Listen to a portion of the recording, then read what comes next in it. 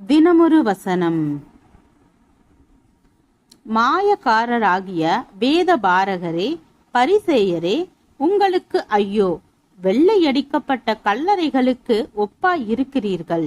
அவைகள் புறம்பே அலங்காரமாய் காணப்படும், உள்ளேயோ மரித்தவர்களின் எலும்புகளினாலும் சகல அசுத்தத்தினாலும் நிறைந்திருக்கும்.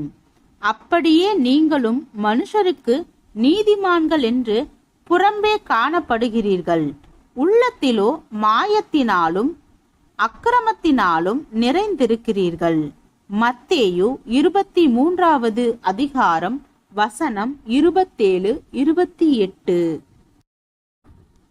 பாவிகளை மனம் திரும்புதலுக்கு நேராக நடத்துவதை விட பக்தியாளர்களை சரியான பரிசுத்த வாழ்க்கைக்கு நேராக நடத்துவதுதான் மிகவும் கடினமானது.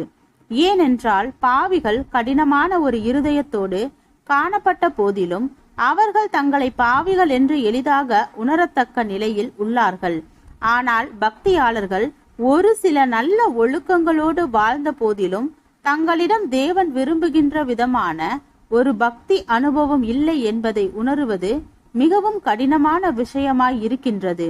ஏனென்றால் பக்தி செயல்கள் செய்வதை அடிப்படையாக கொண்ட மத நம்பிக்கையாளர்கள் தங்களிடம் என்னென்ன நற்குணங்கள் இல்லை என்பதை கவனிக்காமல் தங்களிடம் என்னென்ன பக்தியான செயல்கள் உண்டு என்பதை மட்டுமே கவனிக்கின்றார்கள். ஜெபம், வேதம் வாசித்தல், சபை கூடி வருதல், காணிக்கை அளித்தல், ஆராதனை, ஊழியம் செய்தல், சில மத ஒழுங்குகளை பின்பற்றுதல் போன்ற நற்தோற்றமுடைய செயல்களை பார்த்து அவர்கள் தங்களை நல்ல பக்தியாளர்களாக எண்ணுகின்றனர். ஆனால் அன்பு, தாழ்மை, பொறுமை, கபடமின்மை, தயவு, இச்சையடக்கம், சாந்தம், பொருளாசை இன்மை, பிறர் நல நாடுதல் போன்ற தெய்வீக நற்குணங்கள் தான் உண்மையான பக்தியின் அடையாளங்கள் என்பதை அவர்கள் உணர மறுக்கின்றனர். இயேசு கிறிஸ்துவின் காலத்தில் வாழ்ந்த பரிசேயர்களும் சதுசேயர்களும் பக்தி ஆர்வம் மிகுதியாக உடையவர்கள். ஆனால் இயேசு கிறிஸ்துவின் பார்வையில் அவர்கள் வெள்ளையடிக்கப்பட்ட கல்லறைகள் போல தோன்றினார்கள். ஏனென்றால் அவர்களின் பக்தியான செயல்கள் அவர்களுக்கு பக்திமான்கள் போன்ற ஒரு தோற்றத்தை கொடுத்தன. ஆயினும் அவைகளால் அவர்களின் உள்ளத்தில் தேவன் விரும்புகின்ற நல்ல குணங்களும் சுபாவங்களும் ஏற்படவில்லை.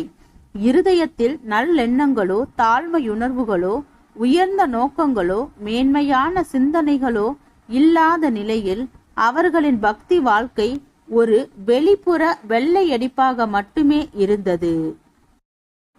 ஜெபம். தேவனுக்கு ஸ்தோத்திரம். தேவனே, நாங்கள் எங்களுடைய வாழ்க்கையில் தேவ ஐக்கியத்தில் நிலைத்து இருப்பவராகவும் விசுவாசத்தில் உண்மையுள்ளவராகவும் சரியான வழியில் நடப்பவர்களாகவும் வேதத்தை பின்பற்றுபவர்களாகவும் வாழ கிருபை பாராட்டும். ஆமென்.